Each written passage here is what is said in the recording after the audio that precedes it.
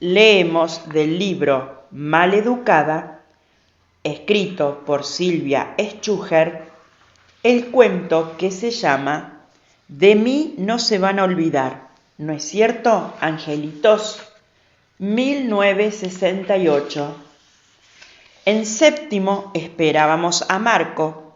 Era el único maestro de toda la escuela, a excepción del profesor de gimnasia, y nos daba una gran curiosidad estar con él. A las chicas porque nos parecía excitante tener a alguien de quien enamorarnos un poco, y a los varones porque estaban seguros de que con un hombre la pasarían mejor. Sabíamos además que siempre acompañaba a sus alumnos en el viaje de egresados y por los comentarios que era un tipo macanudo. La cuestión es que el primer día de clases, que aquel año fue a fines de febrero, llegamos al colegio con esa expectativa y en el lugar del patio donde debió esperarnos Marcos, había una señora alta, con una cartulina en forma de corazón que decía séptimo y que pegada a un palito ella agitaba como una patética porrista. La mujer era delgada, bastante mayor, de pelo muy negro, demasiado oscuro para ser real. Tenía un pañuelo de seda en el cuello, delantal de estreno, ojos claros, algo hundidos, con un tic que la obligaba a cerrarlos continuamente y una sonrisa alargada y aletargada hecha de una sola línea.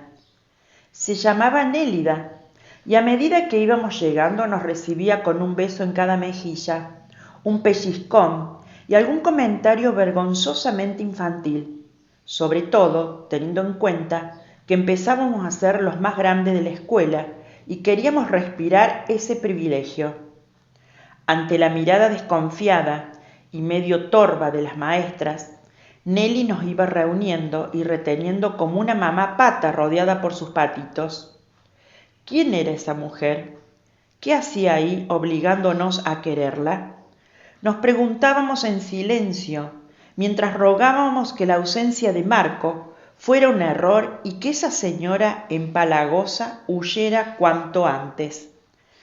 Pero no, hasta donde supimos, casi enseguida, Nelly había venido a nuestro colegio para pasar todo séptimo con nosotros, porque el barrio le quedaba cómodo, fue lo que dijo, y que aunque no daba clases desde hacía mucho, era maestra titular.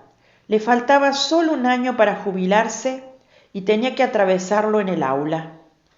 Para eso, pienso ahora,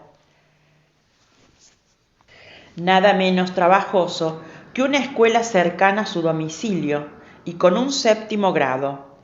Chicos que en algún momento del año nos iríamos de viaje y a los que no sería difícil hacernos cómplices de su pereza. La cuestión es que entramos al aula decepcionados y mientras nos ubicábamos en los bancos, Nelly se paró al frente de la clase y se puso a cantar en francés. Bonjour, mes amis, bonjour, la la la. Se acompañaba dando palmaditas y moviendo la cabeza como una marioneta. Por suerte, antes de que el desconcierto diera paso a un ataque masivo de risa, la mujer se llamó al silencio y después empezó a hablar, única cosa que hizo hasta la hora de salida. Lo primero que nos dijo fue que no debíamos llamarla señorita, que así se les decía a las mujeres solteras, que ella estaba casada hacía 30 años, que estaba muy orgullosa de su marido, un marino de carrera, y que tenía 3 hijos, sin contarnos a nosotros, aclaró poniendo una mano sobre su corazón, y que a partir desde entonces seríamos sus chiquitos del alma, sus querubines, sus adorados angelitos. Me acuerdo que insistió con lo de angelitos, inclinando la cabeza y estirando la sonrisa. Por suerte, no volvió a cantar.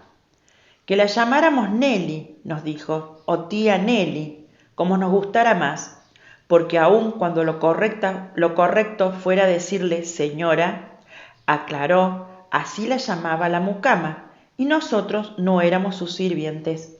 Aunque me van a ayudar, ¿no es cierto, angelitos?, preguntó aniñada, y con esa misma actitud bobalicona agregó que hacía tiempo que no daba clases, que había temas que ya no recordaba y que además por un problema nervioso tomaba unos calmantes que a veces la embotaban y le daban sueño a cualquier hora del día.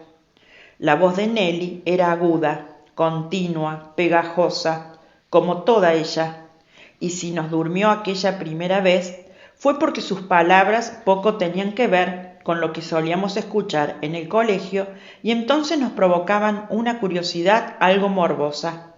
Con el correr de los días, esa curiosidad se fue volviendo indiferencia, a veces fastidio, y terminamos aceptando como naturales cosas que nunca antes habíamos vivido.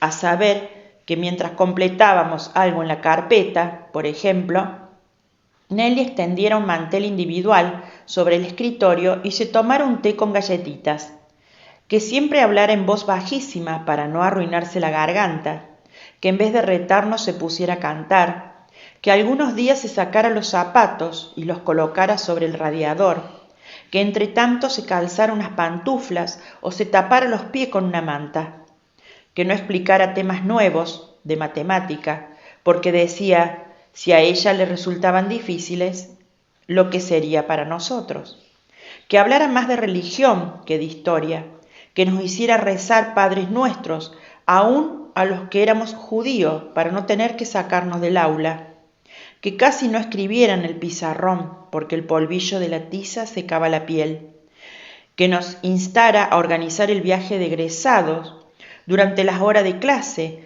siempre y cuando no hiciéramos barullo, no alteráramos el orden, decía, la dejáramos dormir, pienso ahora, que a veces se quedara dormida, que describiera una y mil veces el sitio de los muebles de su casa, que nos contara vida y obra de sus hijos, que hablara del alto rango de su marido, marino, y a veces hasta hiciera la venia al nombrarlo.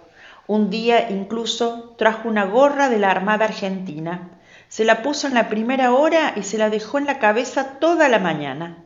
Me acuerdo que ni siquiera se la sacó en los recreos, como si quisiera llamar la atención de las maestras, que apenas sí le dirigían la palabra. Me envidian, pobrecitas. Una vez le escuché decir eso. El hecho es que nos fuimos acostumbrando a Nelly. O sea, pareció, y aunque no había ninguna razón visible para no quererla, tampoco lográbamos lo contrario. Algo brumoso se interponía entre sus frases azucarada y la verdad. Lo que sí sobraban eran motivos para tomarle el pelo, y si los primeros días no lo hicimos, fue porque nos daba cierta pena, o culpa, no sé, o porque no terminábamos de entender si era una viejita anticuada y maniática como una loca peligrosa. Confundía. Finalmente triunfó la audacia y urdimos un plan. Había que esperar uno de esos días que, como ya había pasado, Nelly nos dictara un trabajo largo para completar en la carpeta y acto seguido se sacaría los zapatos. Se los sacará, los apoyará sobre el radiador y después, con una mantita sobre los pies o sus pantuflas, se quedará profundamente dormida frente a la clase. Cuando esto pasó, porque los cálculos no fallaron en nada, el gordo Carreño caminó sigiloso hasta el radiador. Se tapó la nariz con una mano, con la otra agarró los zapatos de la maestra y después de acercarlos amenazante a cada una de nuestras narices, los sacó del aula. Los puso al costado de la puerta, pero del lado de afuera. El plan era esperar a que sonara el timbre del recreo, salir disparados al patio y dejar a Nelly descalza, en evidencia. No tuvimos mucho tiempo para disfrutar de lo actuado. Una pena. A los 2 minutos, la puerta del aula se abrió con violencia y Nelly abrió los ojos con dificultad. La directora entró con un zapato en cada mano y soportando sobre el cuello la cara más desencajada que vi en mi vida, caminó derecho al escritorio de la maestra, que la miraba hacer. Era difícil adivinar con quién se la agarraría primero la directora. ¿Qué era más grave? ¿Sacarse los zapatos para dormir frente a los alumnos o jugar a esconder esos zapatos? De haber podido, hubiéramos hecho apuestas, pero todo sucedió tan rápido y fue tan extraño que no hubo tiempo ni de tener miedo. La directora, una tita Merelo enojada, miró a Nelly a los ojos y sin decirle una sola palabra dejó caer sus zapatos muy cerca de donde estaban sus pies, tapado todavía por las mantas. Entonces se quedó parada ahí mismo, en silencio y con los brazos cruzados, esperando ver qué hacía la maestra. En el aula, mientras tanto, no se oía siquiera un parpadeo. El tiempo parecía suspendido con nosotros adentro. En cuanto a Nelly, primero nos lanzó una mirada fulminante. Después se calzó los zapatos y finalmente se puso de pie. Tomó a la directora del brazo, la fue conduciendo a la salida del aula y en el camino le fue explicando que nosotros éramos niños, muy buenos y que no nos merecíamos un reto, que había sido una broma inocente y que olvidara la cuestión, que ella misma se encargaría del asunto. Por extraño que parezca, así nos pareció a nosotros, la directora salió del aula no más, callada. Aunque eso sí, soltándose del brazo de la maestra con cierta brusquedad. De vuelta frente a nosotros, Nelly retomó la rutina con largos suspiros, pero sin comentarios. Que éramos unos pillines, fue lo único que nos dijo, y movió la mano con un gesto de hacernos chas, chas, chas. Y así siguieron las cosas en el colegio y con Nelly, hasta que el 4 de abril de ese año, en Estados Unidos, asesinaron a Martin Luther King, un luchador que defendía los derechos de los negros, y me enteré después, se oponía a la guerra que los norteamericanos habían desatado librando contra el pueblo de Vietnam. La noticia produjo un gran revuelo en todo el mundo, una tristeza televisada en blanco y negro que yo nunca hubiera imaginado que pudiera sentirse por alguien que no fuera de la familia o tan siquiera cercano. Recuerdo lo mucho que me impactaron las imágenes y el hecho de que tanta gente junta llorara por la muerte de un hombre. ¿Quién era Luther King? ¿Qué era la segregación racial? ¿Qué era tener derecho al voto? ¿Por qué los negros no podían votar como los blancos para elegir presidente? ¿Quién era el presidente de nuestro país? ¿Teníamos alguno? ¿Para qué servía? ¿Quién lo había elegido? ¿Cuándo? La cuestión es que a la mañana siguiente en el colegio se izó la bandera a media asta en señal del duelo y la directora dio orden de que en la tercera hora de clase todos los grados saliéramos formados al patio para rendir homenaje al luchador muerto. De primero a séptimo, recalcó. Llegada la tercera hora, los de séptimos empezamos a escuchar algo inquietos como los de las otras aulas salían al patio, mientras que Nelly, como si nada, nos ordenaba que abriéramos la carpeta para hacer una composición. «Pero hay que ir al acto», se le ocurrió decir a Trillo. «¿Y para qué?» «Cállese, maleducada», fueron las primeras palabras de la maestra, enfurecida como nunca antes la habíamos visto. «¿Qué acto ni 8 cuartos? La escuela no está para aplaudir ni llorar politiquerías. La política no es para los niños, ¿entendido? Ejercer el mando, gobernar es para los adultos y no para cualquier adulto. Hay que querer mucho a la patria y a los próceres que la fundaron y a los militares patrióticos que hoy la gobiernan, sin necesidad de andar haciendo política». «Pero la directora dijo que teníamos que ir al patio en la tercera hora», se atrevió a comentar Smith. de puro chupamedias. ¿Y a mí qué me importa lo que diga la directora? ¿Se creen que le tengo miedo? De los ojos le salía fuego. Sepan, mis angelitos, siguió, que si estoy acá con ustedes fue por decisión de alguien que tiene mucho más poder que la directora. El silencio era total. ¿Está claro? Nelly nos sonrió con los labios tan tensados que parecían a punto de romperse. Por supuesto, a los pocos minutos llegó al aula la directora. Abrió la puerta y nos ordenó que formáramos en el patio. Empezábamos a pararnos para salir cuando Nelly nos dijo que nos quedáramos sentados. No sabíamos qué hacer. Cada uno quedó como en suspenso donde estaba, igual que en el juego de las estatuas. Mire, señora, la directora habló mientras caminaba hacia Nelly.